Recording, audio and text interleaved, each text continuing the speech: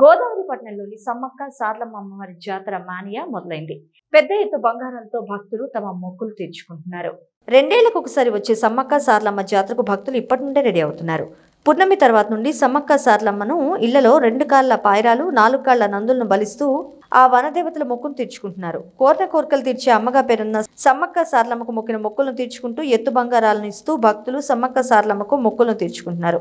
గోదావరిఖని పట్టణంలో భక్తులు పెద్ద ఎత్తున బంగారం కోసం తరలివస్తుండటంతో బంగారాల దుకాణాల వద్ద సందడి వాతావరణం కానవచ్చింది.